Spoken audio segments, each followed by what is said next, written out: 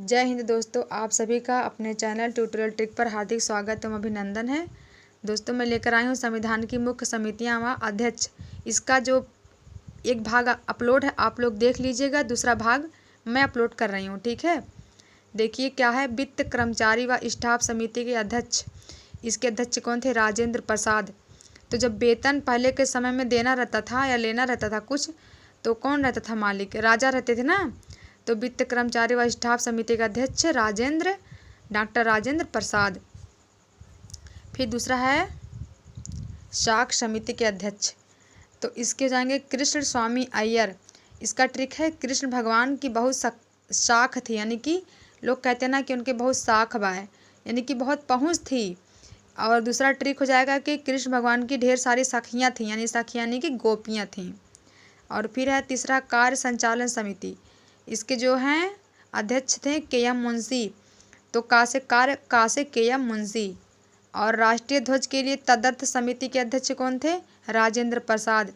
राजा का ही तो ध्वज फहराता था। इसी ट्रिक से आप लोग याद करेंगे, भूल भी जाएगा तो अगर सामने आएगा प्रश्न उत्तर तो आप लोग उसमें टिक सही लगाएंगे। आगे है सदन समिति के अध्यक्ष पट्टाभी सीतारामैया। तो सदन से ले लीजिए सदन, और पट्टाभी सीतारामैया से ले लीजिएगा सीता।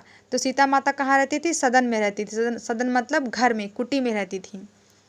आगे है प्रारूप समिति के अध्यक्ष भीमराव अम्बेडकर जी थे, और ये तो सबको याद होगा।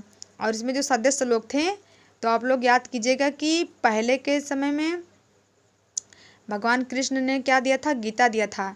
तो आज के समय में जो प्रारूप समिति के सदस्य हैं, और उसके कितने सदस्य हैं? 7 लोग हैं। तो इससे याद कर कीजिएगा कि सभी का नाम कृष्ण भगवान के नाम पे आता है, 1-2 लोगों को छोड़कर। देखिए कृष्ण स्वामी हो जाएगा, कृष्ण स्वामी अय्यर हो गए, के.एम. मुंशी हो गए, मोहम्मद शहदुल्ला हो गए। तो मोहम्मद को यहाँ भगवान मान लीजिए, ठीक है।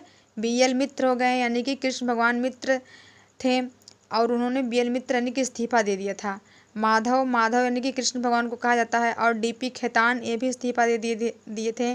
और इन्हीं की जगह पर हम लोग पढ़ते हैं टी.टी. कृष्णामाचारी। तो सभी लोगों का नाम लगभग इसमें कृष्ण भगवान के नाम पर है। मुझे आशा है कि आप लोगों को भूलेगा नहीं, और आप लोग अपनी प्रतिक्रिया ज़रूर दीजिएगा।